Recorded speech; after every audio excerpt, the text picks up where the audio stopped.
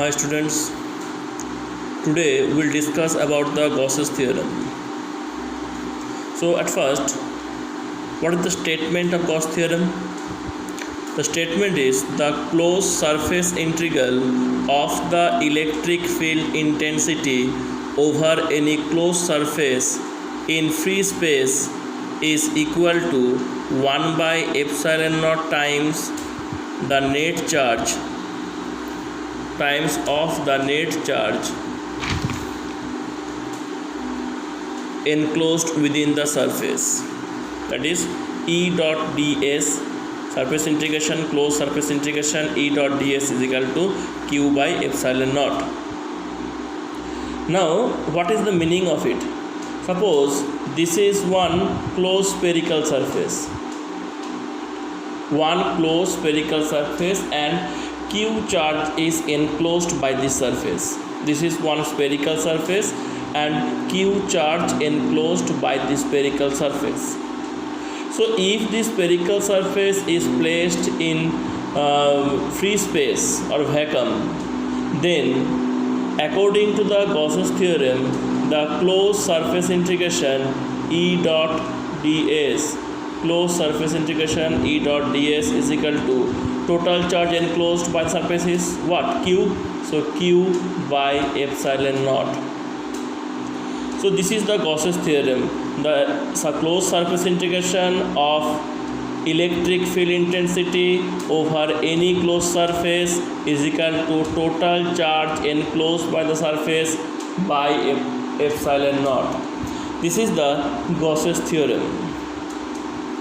Now we will prove this Gauss theorem. We will prove it. So here, proof of Gauss's theorem. Here at first, I draw one spherical surface. Draw one spherical surface. So for this spherical surface, suppose q charge is placed at the center of the spherical surface. Q charge is placed at the center of the spherical surface and the radius of the sphere is r.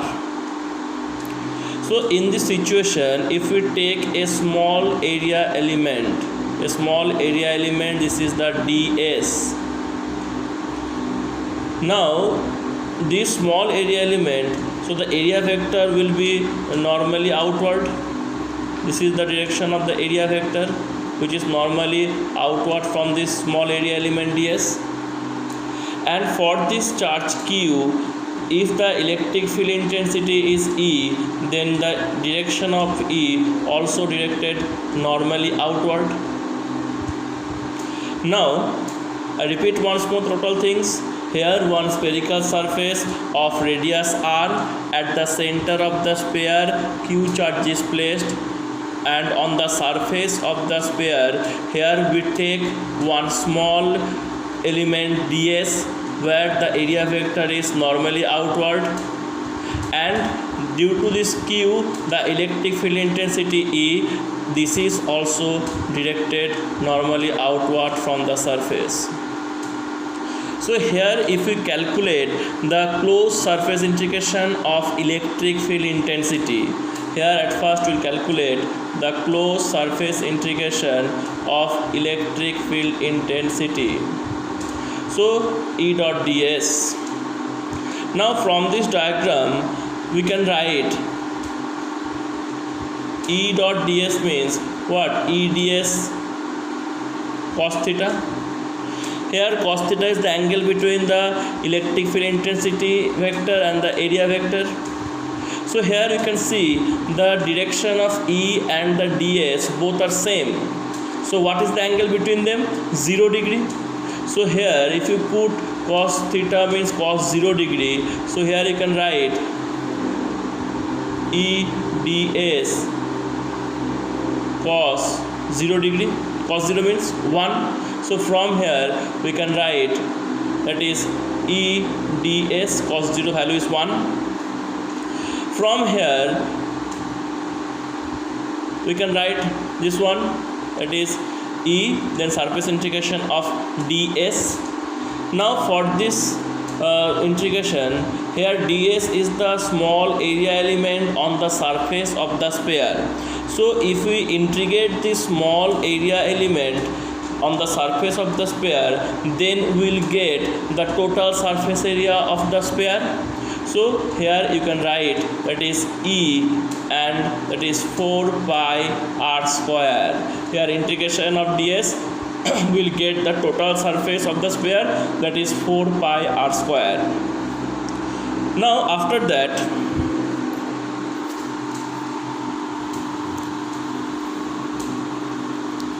we can write here E dot ds is equal to E 4 pi r. Now what is the value of this E? For a point charge, we know that if the q here is a q charge is placed at the center of the sphere, so for this the electric field intensity, we know the value of this E is equal to 1 by 4 pi epsilon naught q by r square. We know this, for a point charge the electric field intensity E is equal to 1 by 4 pi epsilon naught q by r square.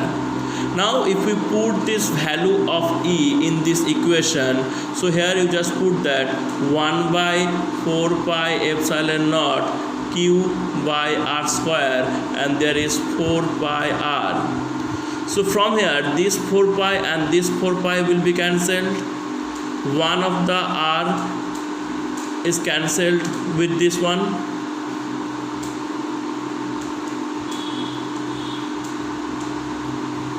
Sorry, there is 4 pi r square. So this r square and this r square will be cancelled. So from here you can write q by epsilon naught. So here E dot ds is equal to q by epsilon naught. This is the Gauss theorem. This portion I repeat once more. E dot ds is equal to E dot 4 pi r square. Here just we calculate, that is E ds cos theta, then E ds cos 0, then E ds is outside from the integration part, then integration of ds. So if we integrate the small element ds, then we get the total surface area of the sphere. What is the formula of surface area of the sphere? 4 pi r square. That means E into 4 pi r square. So from here if we calculate E dot ds is equal to E 4 pi r square, and here we know the value of E for a point charge is 1 by 4 pi epsilon naught q by r square. So we just put this value E, so 1 by 4 pi epsilon naught q by r square, and there is 4 pi r square. So this 4 pi and this 4 pi cancel, this r square and this r square cancel, so there is only q and epsilon naught, so q by epsilon naught. That means E dot ds is equal to q by epsilon naught. That means Gauss's theorem. Gauss's theorem is proved.